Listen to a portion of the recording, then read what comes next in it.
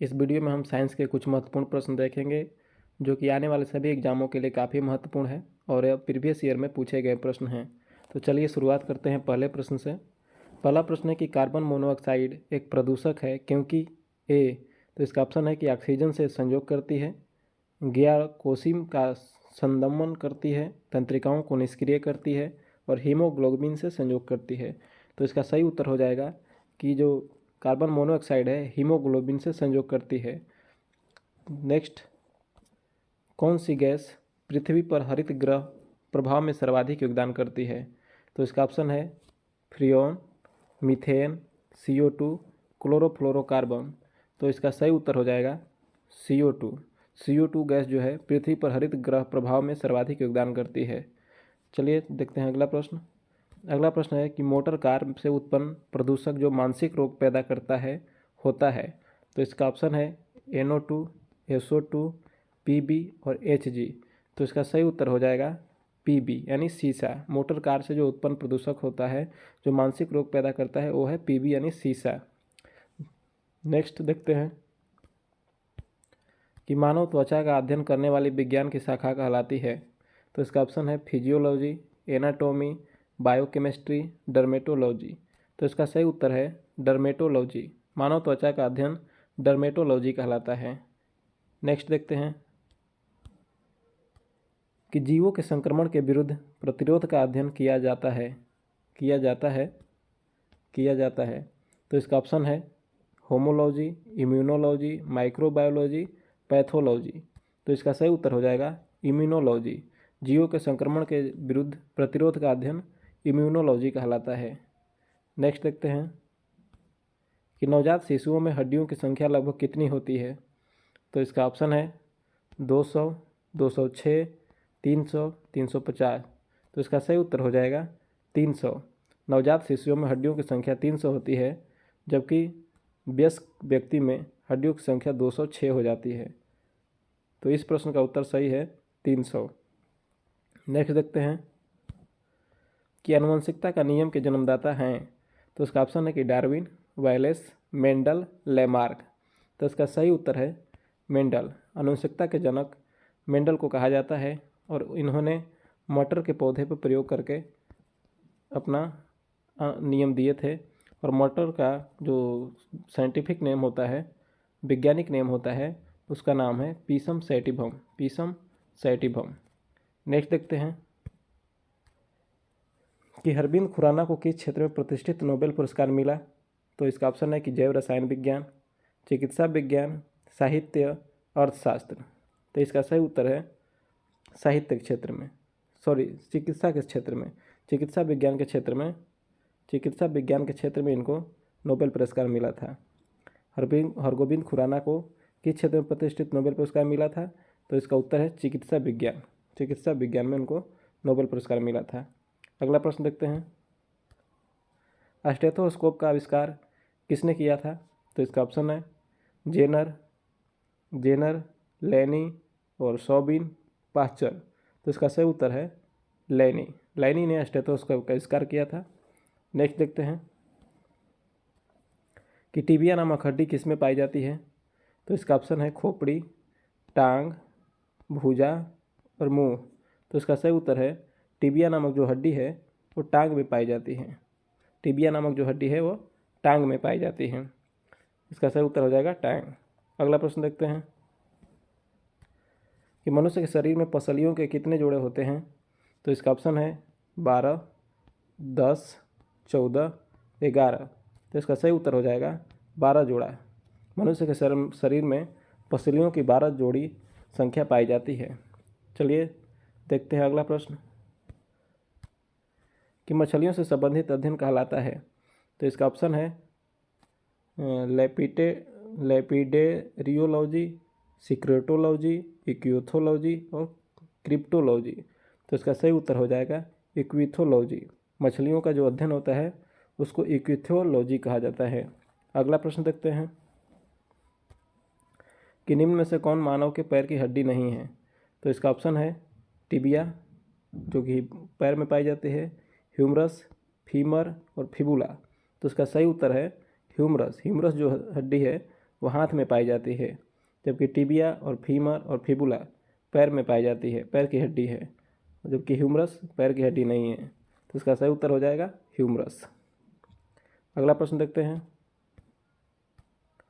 कि मानव शरीर के किस अंग की हड्डी सबसे लंबी होती है। तो इसका ऑप्शन है मेरुदंड, जांघ, रिबकेज, भुजा। तो इसका सही उत्तर हो जाएगा जांघ। जांघ में मानव शरीर की सबसे लंबी हड्डी फीमर पाई जाती है, तो इसका नाम फीमर है। नेक्स्ट देखते हैं, दांतों तथा हड्डियों में पाए जाने वाले तत्व हैं। तो इसका ऑप्शन है पोटेशियम और कैल्शियम, कैल्शियम मैग्नीशियम, कैल्शियम और फास्फोरस और सल्फर। तो इसका सही उत्तर है कैल्शियम और फास्फोरस। दांतों तथा हड्डियों में पाए जाने वाले जो तत्व हैं कैल्शियम और फास्फोरस होते हैं। अगले प्रश्न देखते हैं कि वृद्धावस्था में मनुष्य की हड्डियां क्यों कमज़ोर हो जाती है। तो इसका ऑप्शन है कि आयोडीन की कमी से, लोहे की कमी से, कैल्शियम की कमी से, कोबाल्ट की कमी से। तो इसका सही उत्तर हो जाएगा कैल्शियम की कमी से। जो वृद्धावस्था में मनुष्य की जो हड्डियां होती हैं कैल्शियम की कमी के कारण कमज़ोर हो जाती हैं। चलिए, हड्डियों का जो अध्ययन होता है उसको ऑस्टियोलॉजी कहा जाता है। चलिए अगले प्रश्न में देखते हैं कि मनुष्य के जीवन काल में कितने दांत 2 बार विकसित होते हैं। तो इसका ऑप्शन है 4, 12, 20, 28। तो इसका सही उत्तर है 20 दांत। जो 20 दांत होते हैं मनुष्य के जीवन काल में 2 बार विकसित होते हैं, जबकि 12 जो दांत होते हैं वो केवल एक ही बार आते हैं। तो इसका सही उत्तर हो जाएगा 20 बार। अगला प्रश्न देखते हैं कि मुख में स्टार्च का शर्करा में जो पाचन किसके द्वारा होता है। तो इसका ऑप्शन है कि एमाइलेज के द्वारा, टाइलिन के द्वारा, पेप्सिन के द्वारा, लाइपेज के द्वारा। तो इसका सही उत्तर हो जाएगा टाइलिन। जो हमारे लार में पाया जाने वाला एंजाइम है टाइलिन होता है, जो स्टार्च के पाचन में मदद करता है, जबकि जो लाइपेज होता है यह वसा के पाचन में मदद करता है। तो अगला प्रश्न देखते हैं कि अस्थियों एवं पेशियों को आपस में जोड़ता है। तो इसका ऑप्शन है कि लिगामेंट, टेंडन, उपास्थि और एक नई छोटी पेशी। तो इसका सही उत्तर हो जाएगा टेंडन। अस्थियों और पेशियों को जोड़ने का जो काम करता है टेंडन करता है, जबकि हड्डियों को हड्डियों से जोड़ने का काम लिगामेंट करता है। लिगामेंट हड्डियों को हड्डियों से जोड़ता है, जबकि हड्डियों को मांसपेशी से कौन जोड़ता है। तो उसका नाम है, उसको बोलते हैं एडिपोज उत्तक। अगला प्रश्न देखते हैं कि शरीर के लिए एंजाइम आवश्यक होते हैं क्योंकि। तो इसका ऑप्शन है कि ये शरीर के लिए ऊर्जा प्रदान करते हैं, ये तंत्रिका क्रियाओं को नियंत्रित करते हैं, ये शरीर के रचनात्मक भाग हैं और ये जीव रासायनिक क्रियाओं के उत्प्रेरक हैं। तो इसका सही उत्तर हो जाएगा कि जो एंजाइम होते हैं वो रासायनिक क्रियाओं के उत्प्रेरक हैं, ये उत्प्रेरक का काम करते हैं।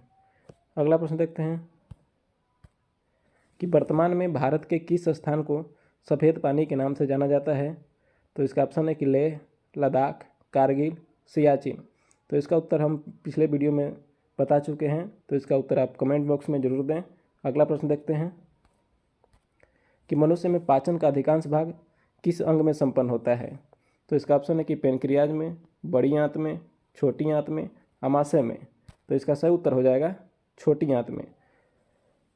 मनुष्य में जो पाचन का अधिकांश भाग होता है वह छोटी आंत में संपन्न होता है। यहीं से भोजन का स्वांगीकरण होता है और भोजन में जो भी विटामिन्स, प्रोटीन्स, जो भी खनिज लवण होते हैं यहीं पे अवशोषित किए जाते हैं छोटी आंत में। छोटी आंत में ही एक इसका भाग होता है छोटी आंत का इलियम, उसी में रक्त की नलिकाएं पाई जाती है जिसे विल्ली या रसांकुर कहते हैं। तो मनुष्य में पाचन का अधिकांश भाग किस अंग में असंपन्न होता है। तो छोटी आंत में होता है, उसके बाद छोटी आंत से बड़ी आंत में चला जाता है भोजन। चलिए आगे देखते हैं कि दुग्ध प्रोटीन को पचाने वाला एंजाइम्स है। तो इसका ऑप्शन है कि पेप्सिन, ट्रिप्सिन, रेनिन, इरेप्सिन। तो इसका सही उत्तर है रेनिन। रेनिन नामक जो एंजाइम्स है दूध में पाए जाने वाले केसिन प्रोटीन को पचाता है। अगला प्रश्न देखते हैं कि अधिकतम पोषक तत्व रक्त में कहाँ से अवशोषित किए जाते हैं। तो इसका ऑप्शन है कि बड़ी आंत में, मुंह में, छोटी आंत में, पेट में। तो इसका सही उत्तर हो जाएगा छोटी आंत में। पोषक तत्व जो होता है वो रक्त में छोटी आंत से ही अवशोषित किए जाते हैं और शरीर के विभिन्न भागों में बांट दिए जाते हैं या पहुंचा दिए जाते हैं रक्त के द्वारा। अगला प्रश्न देखते हैं कि मनुष्य में पाचन की क्रिया कहाँ से प्रारंभ होती है। तो इसका ऑप्शन है कि मलाशय से, अमाशय से, मुख से, पक्वाशय से। तो इसका सही उत्तर हो जाएगा मुख से।